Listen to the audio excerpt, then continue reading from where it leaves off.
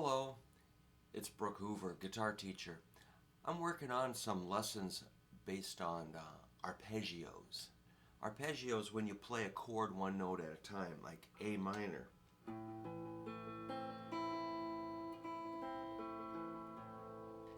So the notes of that chord, played one at a time, are as follows: A, E, A, C, and E.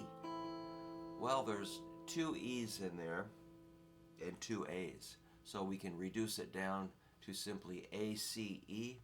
A is the root, C is the flatted third, and E is the fifth. Those are the intervals that make up the arpeggio. There's some patterns you can play on the neck, and I made a PDF which I plan to put into a booklet I'm making about arpeggios. The first one, I thought I'd start kind of in a dramatic way and play it up here. That just sounds cool. It's like a 12, 10, 9 on the 5th, 4th, and 3rd strings. That's A, C, E.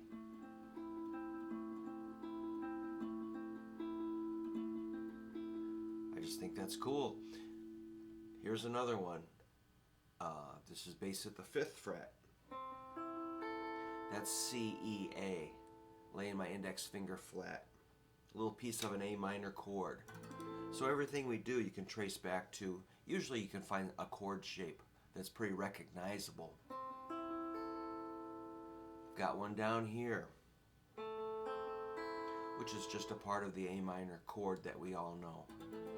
Just the 3 skinny strings, A, C, E. I move it over here for A, C, E. 5, 3, 2. You can play these in a sequence or a pattern. Check this out.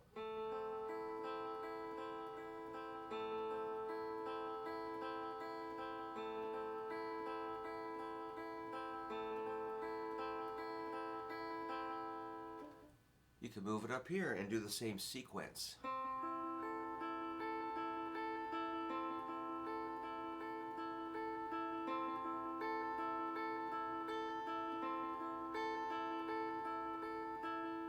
Up here, I'm going to go 9, 10, 8. That's a E, A, C.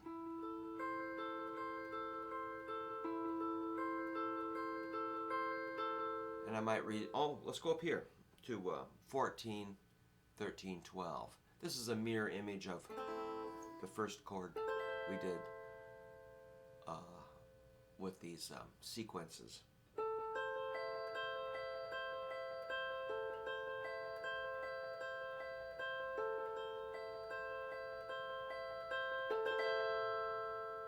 Alright, I'm going to do a little more of a fancy moving pattern here. I'm going to go.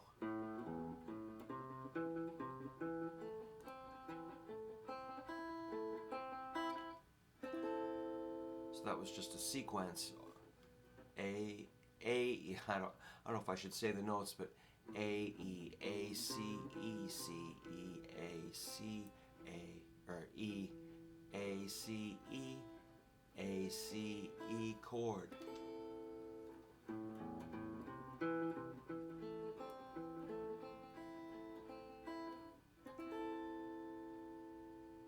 So these are using open strings.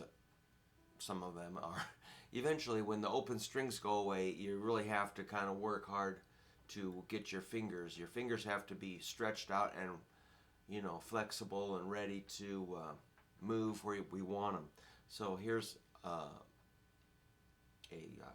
closed with no open strings pattern.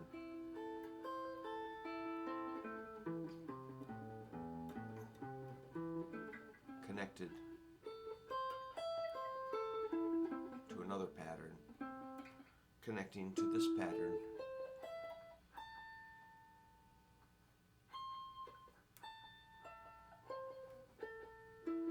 So I'm mixing a bunch of patterns.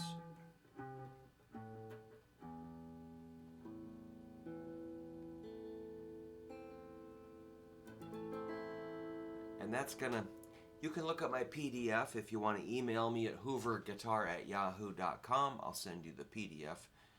But I think I'd be glad to send that to you. But it's kind of good just to know the idea and find those notes. You got to care about the location of every note on your fretboard. That's something I have a little trouble with my students digging in on that, but they'll get there. I know they will. But I'd like to see it happen a lot faster. So to summarize, all you have to do is find A, C, E notes on your neck and find a pattern that you like. I just wrote out some patterns that I like.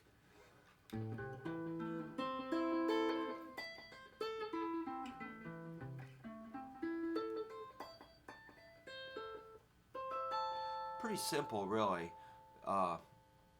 I'm not very fast at it, but I use these in songs all the time. So you don't have to be super fast. You just have to know the right notes. And then you're not, trying to cram in a whole bunch of notes that don't work. That's what I like about arpeggios, is they're very focused. It's kind of like hitting a bullseye. If you're doing some target practice, every note's going to really support the chord and the sound and the song. It's going to sound correct. While if you're playing a scale, some notes kind of fight the chord or might stick out, which is something we want to work with. Sometimes those notes that stick out that's what makes it more appealing. So it's art, so that makes it pretty wide open. All right, I'm going to summarize this with just saying thank you and appreciate you checking out my channel. See if you can figure out the A minor arpeggio. And again, please ask, and I'd be glad to send you the PDF of this page.